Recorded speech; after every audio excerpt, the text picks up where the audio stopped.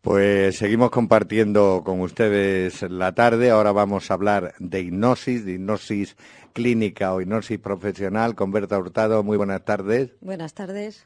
Y la primera pregunta, ¿de dónde te viene estudiar hipnosis? Tú me decías fuera de micrófono que te ha ayudado a conocerte a ti misma. ¿La hipnosis ayuda a conocerse a uno mismo más en profundidad? Muchísimo más, porque tomas contacto con tu inconsciente y puedes conocerte y transformar aquellas cosas que hoy en día te limitan en tu camino.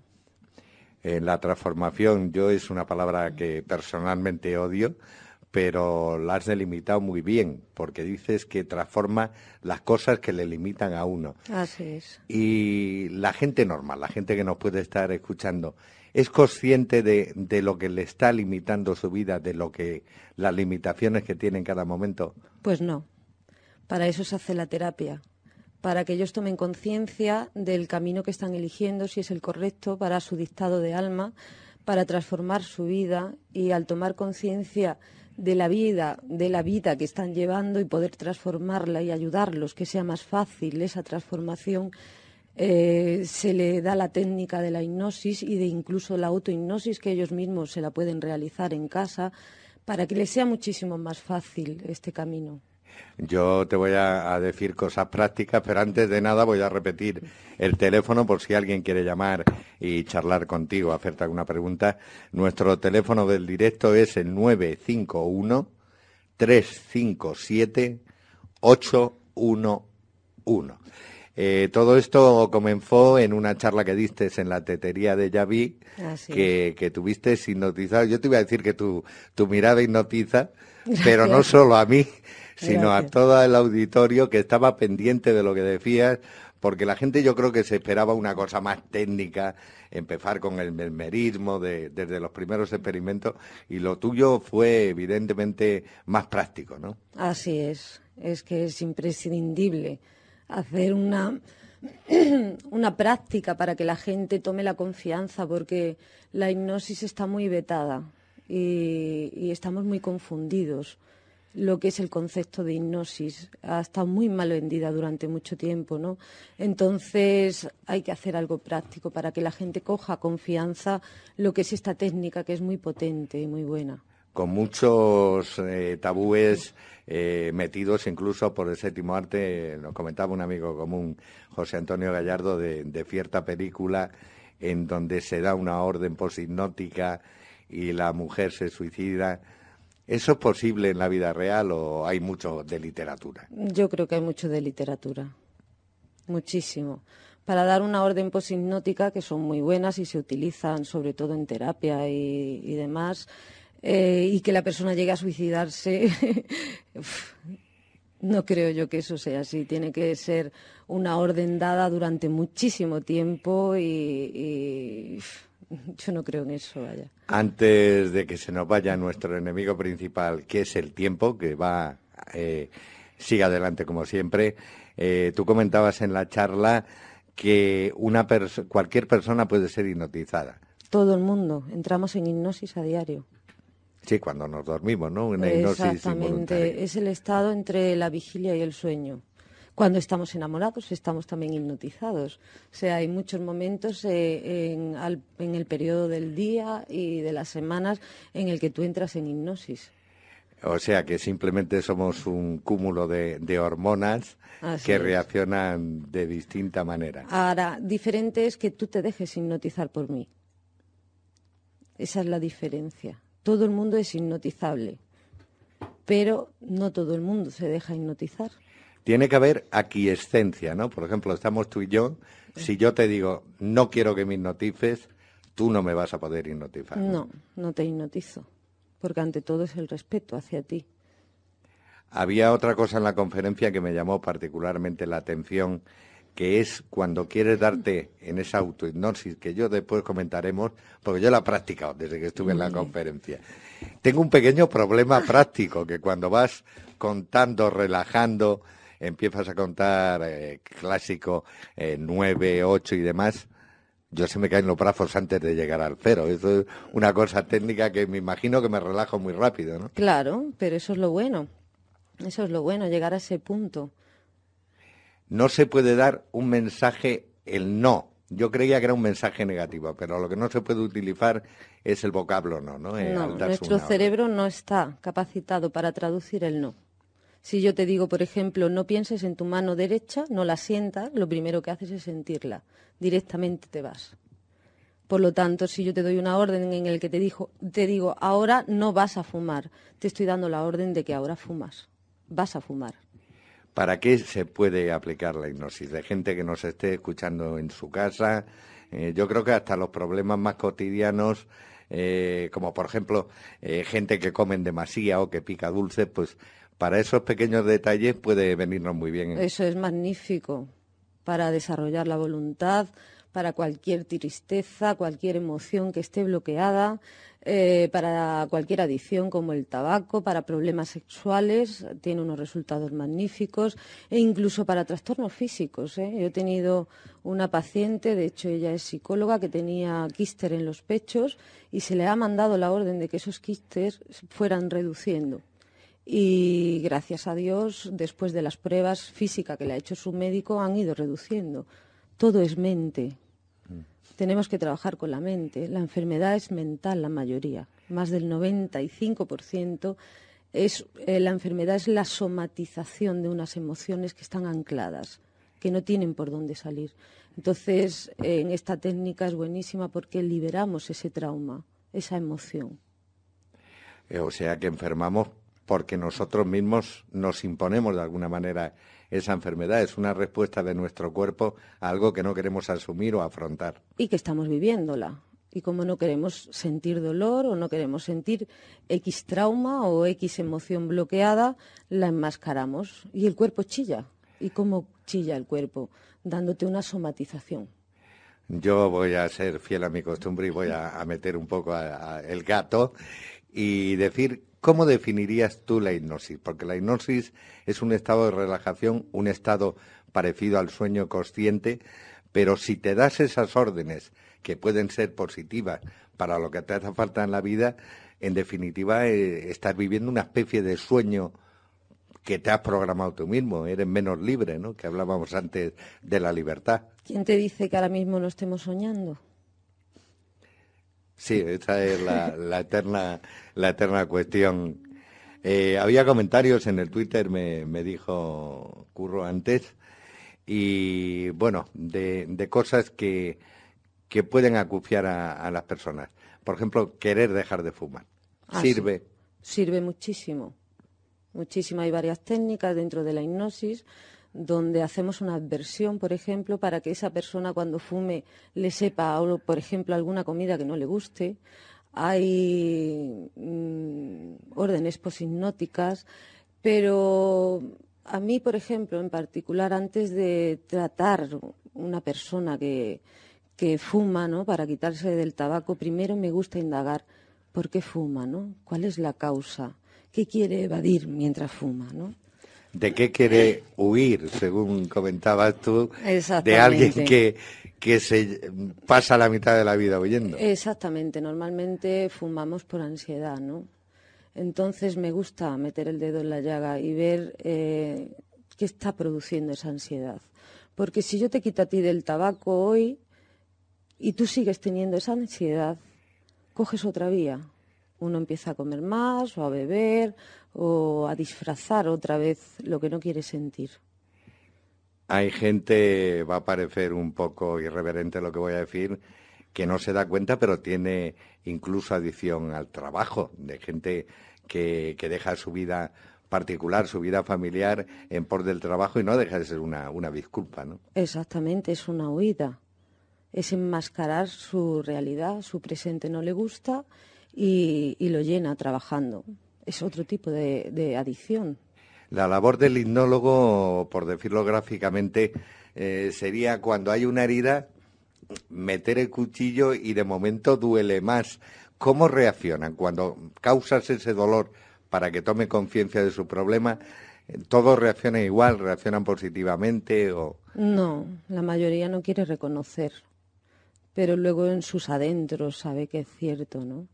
La hipnosis ayuda a que esa persona transforme de una forma fácil. Yo llegué a la hipnosis porque llevo ya más de 10 años siendo terapeuta, ¿no? Y yo veía que he utilizado flores de Bach, trabajo con medicina cuántica y con Reiki, con otras técnicas, ¿no? Y yo veía que a las personas les costaba mucho trabajo transformar su realidad, su conducta, porque en realidad lo que te enferma es tu conducta, ¿no? Una conducta no adecuada en un momento determinado, en unas circunstancias, ¿no?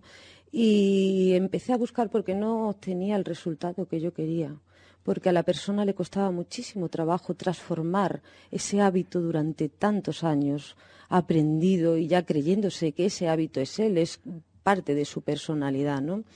Entonces empecé a investigar y llegué a la hipnosis.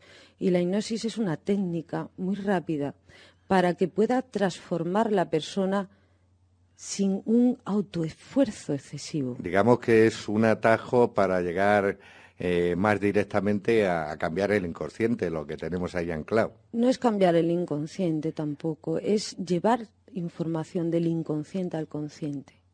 Una vez de que esa información pasa del inconsciente al consciente, se libera la emoción. Es alucinante. Somos emociones, tanto a nivel de enfermedad como a nivel de energía. Bueno, yo he estudiado durante muchos años a Edward Bach, ¿vale? Que trabajaba, es el que hizo las flores de Bach, la teoría a través de las esencias florales, las 38 emociones, ¿no? Y en realidad, pues sí, somos emociones y además emociones cambiantes. Hoy puedo sentir ira y mañana sentir culpa y pasado sentir alegría y pasado tener necesidad de huir, ¿no? Y vamos cambiando dependiendo de las circunstancias que estemos viviendo.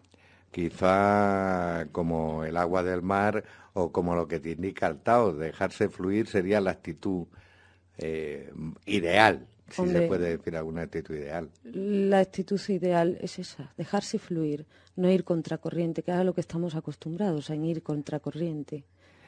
Lo primero que hay que hacer es sentir. Sentir, quiero estar aquí, no quiero estar aquí. ¿Qué es lo que quiero hacer en mi vida? Quiero ser peluquero, quiero ser barrendero, ¿por qué estoy haciendo esto?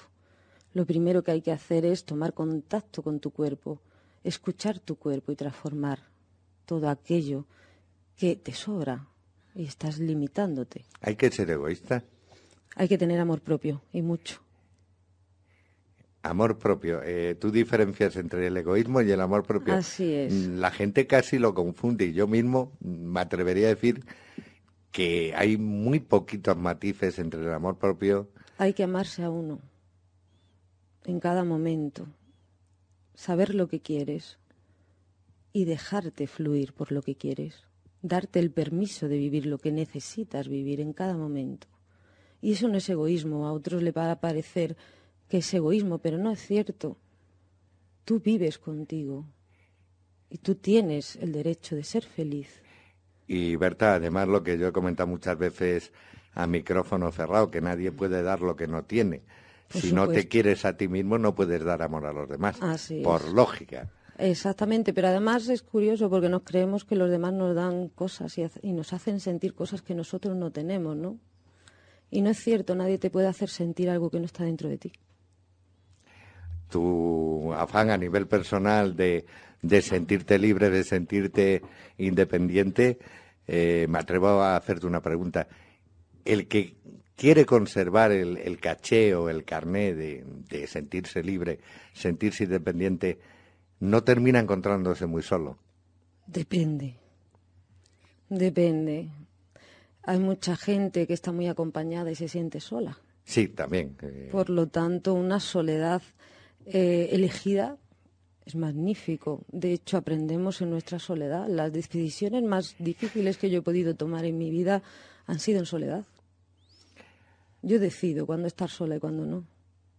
Yo decido de que antes de que se nos acabe el tiempo me gustaría que comentaras tú, porque tú fuiste la protagonista en la tetería de Yaví, de este contacto directo con tus pacientes, que yo me atrevería, es una opinión personal, a decir que terminan siendo amigos, porque la chiquita que estuvo en la tetería era una amiga tuya y se captaba. Todos mis pacientes terminan siendo amigos, todos.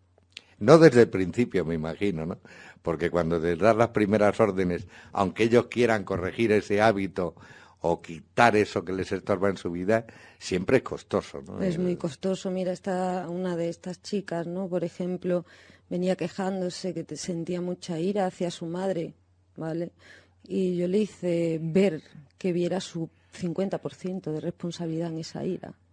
Bueno, salió de la terapia hecha polvo, me dijo de todo, incluso me insultó, pero al día siguiente me llamó dándome las gracias. Y hoy por hoy la relación que tiene con su madre es maravillosa. Es que no nos damos cuenta. Siempre tenemos el 50% de lo que nos suceda. Tenemos que dejar de hacernos víctimas. Y de esa máquina algo estropeada de vídeo que tenemos los seres humanos, yo me he quedado en el vídeo con los recuerdos. Y decías tú también algo fundamental, de que los recuerdos en la memoria solo se quedan los que están cargados de emotividad, alguna emoción.